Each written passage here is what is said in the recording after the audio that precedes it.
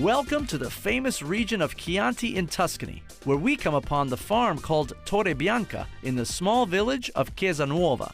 Beyond the long rows of grapevines and extensive olive groves, we find the longtime home of Marco Mugelli, the godfather of modern olive oil production. Today it is the children of Mugelli, Marta and Matteo, who are carrying on their father's enormous legacy. Me and Matteo, my brother, we are the third generation because my grandparents bought this farm and the villa in the late 60s because they wanted to move from Florence. Their father founded ANAPO, the National Association of Professional Olive Oil Tasters. He innovated olive oil extraction systems to retain optimum aromas, flavors, and health benefits. First of all is my father, and he's a man that she probably gave us olive oil before milk.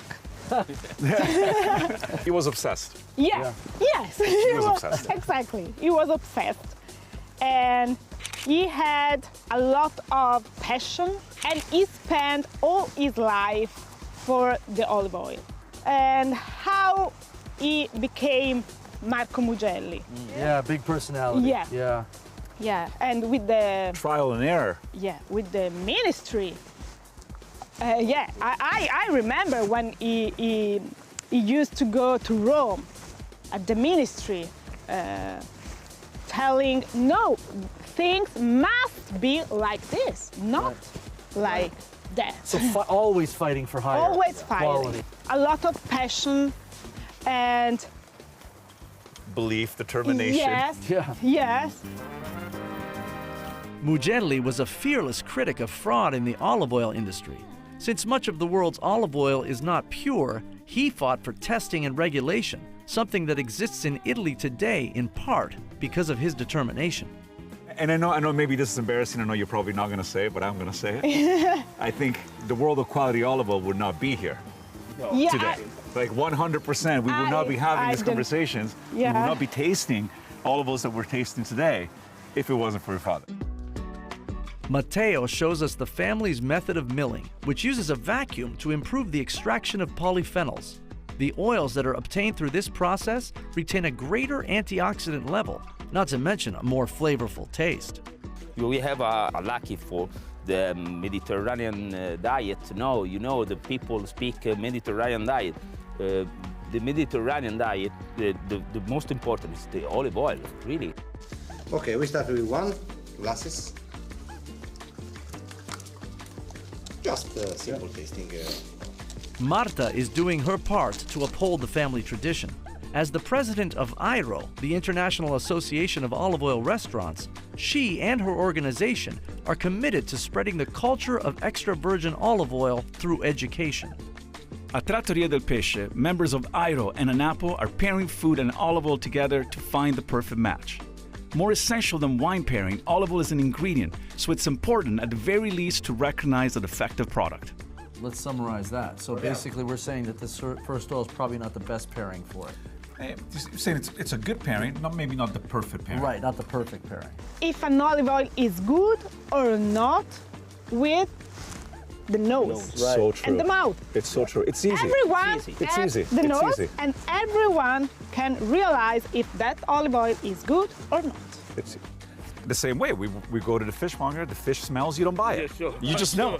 When the olive oil smells good, I mean, we talk about fraud a lot. To me, the biggest fraud is that in America, we're just used to consuming olive oils that are rancid. We're used to the taste of a bad oil. Yeah.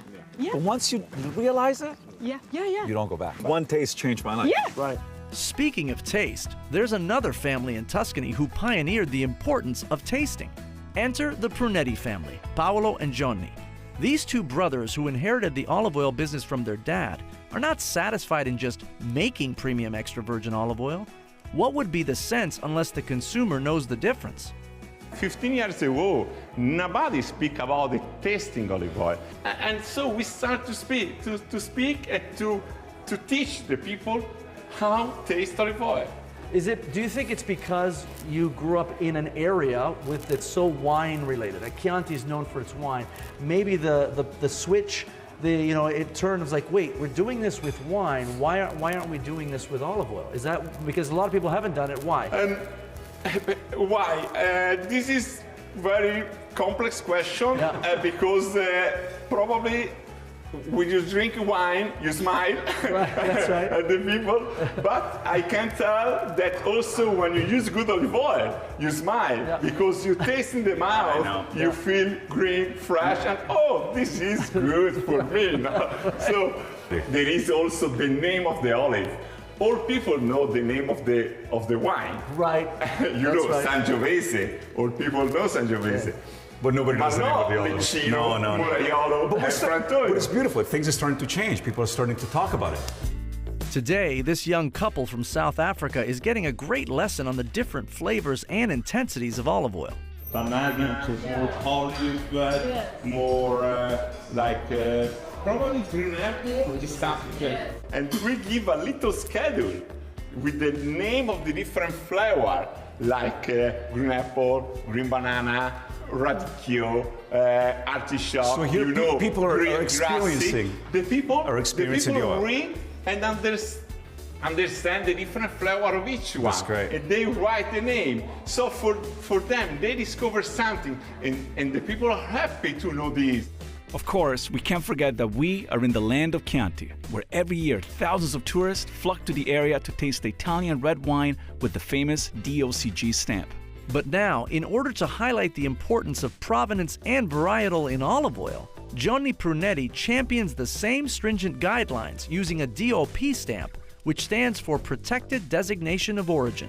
Inoltre garantisce il consumatore che tutti gli oli, prima di essere imbottigliati, sono assaggiati da un panel esterno che non solo certifica che l'olio è extravergine di oliva, ma è un extravergine di oliva di alta qualità con delle caratteristiche specifiche come richieste dal disciplinare di produzione dell'olio DOP Chianti Classico. You know, besides the beauty, obviously, of Tuscany, which is singular, what I've observed is that multi-generational families dedicating their entire lives to this pursuit of olive oil. 4, 5 generations, it's really incredible. It is amazing. And you know, one big thing though is that tradition, this is beautiful. 4 generations is a long time.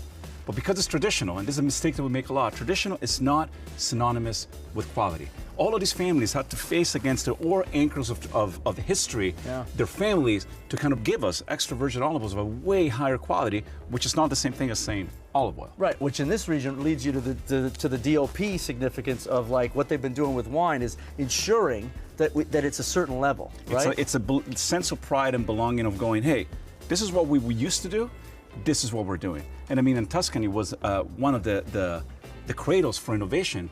We have to thank some of the research that went in to realize the level of extra virgin olive oils that we're getting today. Yeah.